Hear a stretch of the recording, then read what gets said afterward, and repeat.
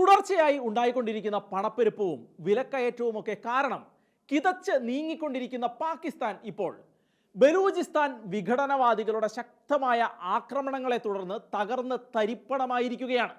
പാകിസ്ഥാന്റെ പ്രവിശ്യയെങ്കിലും ഇന്ത്യയോട് ശക്തമായ വിധേയത്വം പുലർത്തുന്ന ബലൂചിസ്ഥാന് പാകിസ്ഥാനേക്കാൾ പ്രതിപത്തി ഇന്ത്യയോടാണ് എന്നുള്ളത് വസ്തുതാപരമായ ഒരു കാര്യമാണ്.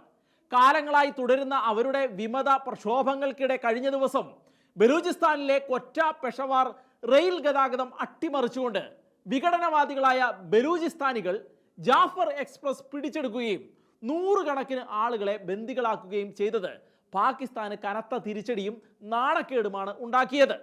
തിരിച്ചടിക്കായി കളത്തിലിറങ്ങിയ പാകിസ്ഥാൻ പട്ടാളക്കാർക്ക് കനത്ത ആൾനാശമാണ് ഉണ്ടായത്. തുടർച്ചയായി ആക്രമണങ്ങൾ നടത്തുന്ന ബലൂചിസ്ഥാൻ പ്രവിശ്യയിൽ അടുത്തിടെ 150-ലധികം ആക്രമണങ്ങൾ നടന്നിട്ടുണ്ട് എന്നാണ് പുറത്തുവരുന്ന റിപ്പോർട്ടുകൾ വ്യക്തമാക്കുന്നത്.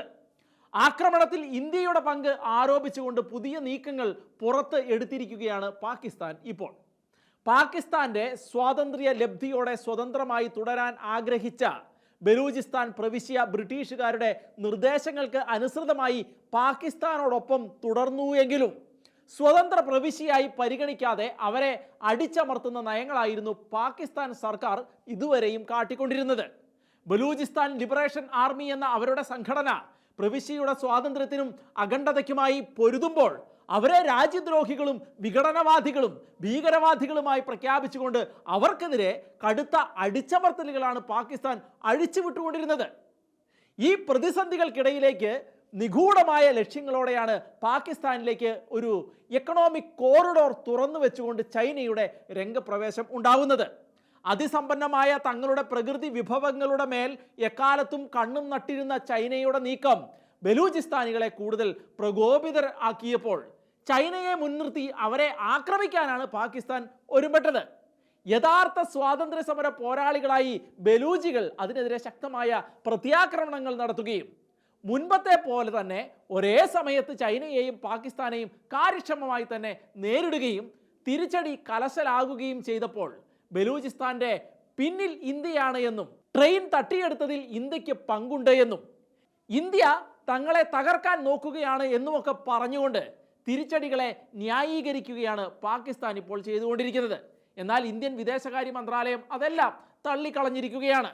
ഇന്ത്യക്കെതിരായി കരുക്കൾ നീക്കിക്കൊണ്ട് കാലം കഴിക്കുന്ന ഇന്ത്യയുടെ ശത്രു രാജ്യങ്ങളുടെ എല്ലാം മുന്നിലും പിന്നിലും കഴുകൻ കണ്ണുകളുമായി ഇന്ത്യയുടെ മിടുക്കന്മാരായ ഏജന്റുകളുടെ സാന്നിധ്യം ഉണ്ടാവാം. അവർ ആ രാജ്യങ്ങളുടെ രാഷ്ട്രീയ അനിശ്ചിതത്വം മുതലെടുത്ത് തന്ത്രപരമായ നീക്കങ്ങൾ നടത്തുകയും ഇന്ത്യയെ നോക്കി വല്ലാതെ പരിഹസിക്കുന്നവരെ വേണ്ടി വന്നാൽ ആരും അറിയാതെ തീർക്കുകയും ചെയ്യുന്നുണ്ടാവാം.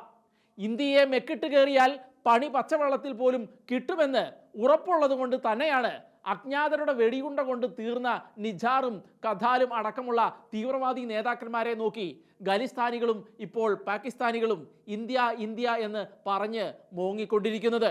നോമ്പുകാലത്ത് പാകിസ്ഥാനിലെ പോലീസ് സേനയിൽ കയറിയ പോലീസ് സേനാംഗങ്ങൾ ആരൊക്കെയാണെന്ന് ആർക്കും ഒരു വിവരവുമില്ല എന്നുള്ളതും ഇപ്പോൾ പാകിസ്ഥാനെ വിറളി പിടിപ്പിച്ചിരിക്കുന്ന ഒരു സംഗതിയാണ്. തങ്ങളെ സഹായിക്കുമെന്ന് കരുതി രാജ്യത്തെ ചൈനയ്ക്ക് അടിയറ വയ്ക്കുകയും സഹായങ്ങൾ വെട്ടിക്കളഞ്ഞതിന് പുറമെ അമേരിക്കയിലേക്ക് ഒരിക്കലും കയറാനാകാത്ത വിധത്തിൽ പാകിസ്ഥാന് നേരെ ട്രംപ് വാതിലടയ്ക്കുകയും ചെയ്തതിനാൽ മനോവിഷമത്തിലായിരിക്കുന്ന പാകിസ്ഥാന് ഈ ആഭ്യന്തര കലാപം താങ്ങാൻ കഴിയുന്നതിനും അപ്പുറത്തായി മാറിയിരിക്കുകയാണ്.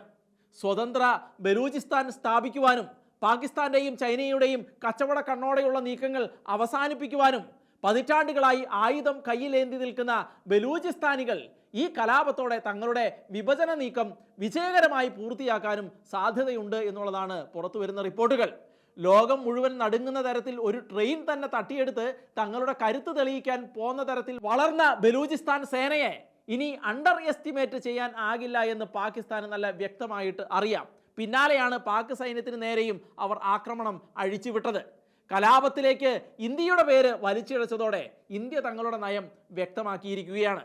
കാശ്മീരിനെ മുൻനിർത്തി ഇന്ത്യയെ സമ്മർദ്ദത്തിലാക്കാൻ പാകിസ്ഥാൻ ശ്രമിക്കുന്നത് പോലെയല്ല ഇനിയും തീവ്രവാദപരമായ നീക്കങ്ങളുമായി പാകിസ്ഥാൻ രംഗത്തിറങ്ങിയാൽ ബലൂചിസ്ഥാന് പൂർണ്ണമായ പിന്തുണ നൽകുമെന്നുള്ള കാര്യം അജിത് ഡോവൽ പാകിസ്ഥാനോട് വെളിപ്പെടുത്തിയിട്ടുണ്ടെന്ന രീതിയിലുള്ള കിംവദന്തികൾ ഇപ്പോൾ പ്രചരിക്കുന്നുണ്ട്.